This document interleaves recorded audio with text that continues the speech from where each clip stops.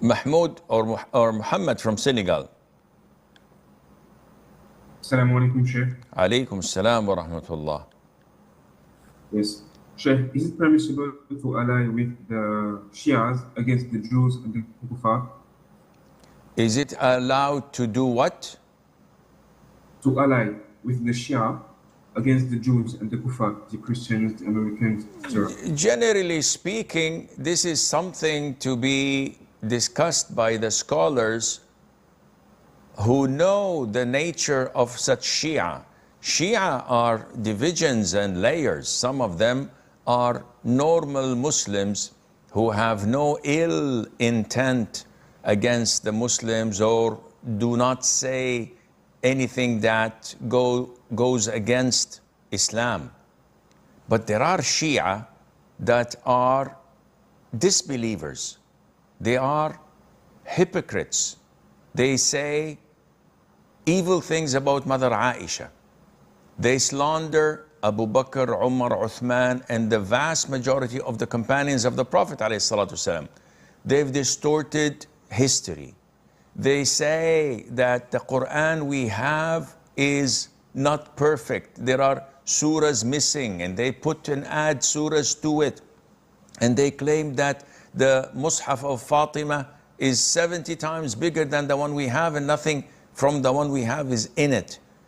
And they have expressed their hostility and animosity and hatred towards Islam since the beginning of time.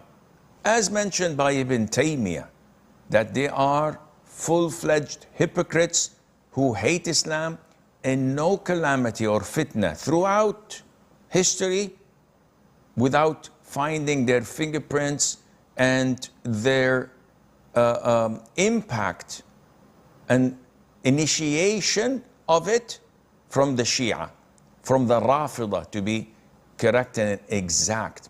So definitely such people are enemies of Islam. And whenever these enemies of Islam collide, the Jews and the Christians alongside the Rafidah, and they fight, we pray to Allah Azza wa Jal that Allah destroys one with the other. And we're happy when destruction happens to both, because they're all enemies of Islam, and their expression of hatred to Islam is obvious. Only blind people would overlook it. But we pray to Allah Azza wa Jal that He saves the Muslims, and that Allah Azza wa Jal protects them and takes them away from such tribulations and calamities. And we say, Allahumma ahlik al-zalimeen bil-zalimin wa akhrijna min baynihim salimin. Oh Allah, destroy the transgressors and the wrongdoers one by the other, and get us out of it safe and sound. In Musnad al-Imam Ahmad and in the Sunan of Abi Dawood and al-Nasa'i, Muadh ibn Jabal, may Allah be pleased with him, once said, the Prophet ﷺ took my hand once and said, O Muadh, Wallah, I love you. Wallah, I love you. And Muadh said, by Allah, I love you back, O Prophet of Allah. Then the Prophet said to me, O Muadh, do not leave these phrases, these words at the end of every salat. Allahumma a'inni ala dhikrika wa shukrika wa husni ibadatik. Oh Allah, help me to remember you, to thank you, and to worship you perfectly. This beautiful hadith has many, many benefits, but the time is not sufficient. However, the Prophet ﷺ practically practiced what he instructed us. He told us, whenever you love someone, notify him. And once he was sitting with a companion of his, when this companion said, O Prophet of Allah, do you see that man over there? By Allah, I love him. So the Prophet said to him, have you notified him? And the man said, no. So the Prophet said, ﷺ, go and notify him. So the man went to him and said to him, I love you for the sake of Allah. And the man said, may Allah Azza wa Jal love you back. Of course, we Muslims understand the meaning of to say I love you. It's not like the Westerners or the people with the corrupt minds think. It has nothing to do with homosexuality or something that is weird.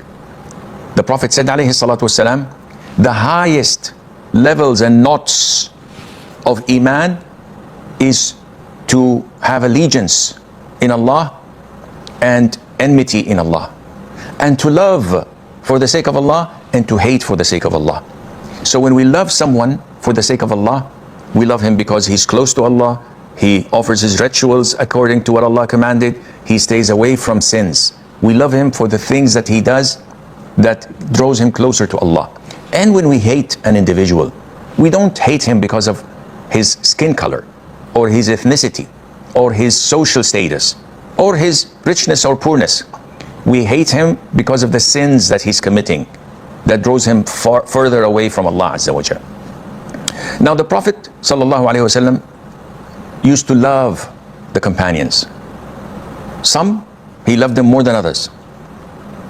Once he saw a gathering from the companions, from the Ansar, from the inhabitants of Medina, who hosted and accepted the migrants from Mecca. He saw them coming from a wedding. So he stood up and said, by Allah, you are the most beloved people to my heart. He also answered the question, showing that he loves the companions more than others. They're not in the same level. Amr ibn al-As, may Allah be pleased with him, asked him once, who among the people is the most beloved to you? The Prophet said, alayhi salatu wasalam, Aisha. Amr was hoping that the Prophet would say, you. Because Amr was a fierce enemy of Islam and the Muslims. And on the 8th year of Hijrah, almost 21 years after the Prophet became a messenger, alayhi salatu wasalam, he accepted Islam. So imagine of 21 years of hostility against Islam, he accepted Islam after 21 years. And because the Prophet was a person, sallallahu alaihi wasallam, who was kind-hearted and would not hold a grudge, whenever he saw Amr, he smiled in his face, giving the impression to Amr that I might be one of the favored ones to the Prophet sallallahu alaihi wasallam. So he asked him, who among the people do you love most? The Prophet said, Aisha, his wife. Amr said, I meant from the men. So the Prophet said, Abu Bakr. Amr said, who next? The Prophet said, Umar. Okay, who next? Hoping to hear his name. And the Prophet kept naming people and not Amr ibn al-As among them. He also said that his grandsons, Al-Hasan wal-Husayn, are among the most beloved to his heart. O Allah, love them and love those who love them. Now, if we look at the individual, Muadh ibn Jabal, I would presume that the vast majority of Muslims don't know this man. Maybe they haven't heard his name before. And if they had, they may not know who he is. And this is shameful. When you're asked about the BAFTA awards, or the Oscars, or the box office, or the top 10 in the charts, or the best football players, or athletes, you can list and write novels on them, knowing each and every one, the biography, where they lived, how they lived, who they married, how many times they got married, and how they died. But when we come to the inhabitants of Jannah, when we come to the companions of our Prophet ﷺ, the best of generations ever to walk the earth, we are oblivious. We are in total ignorance.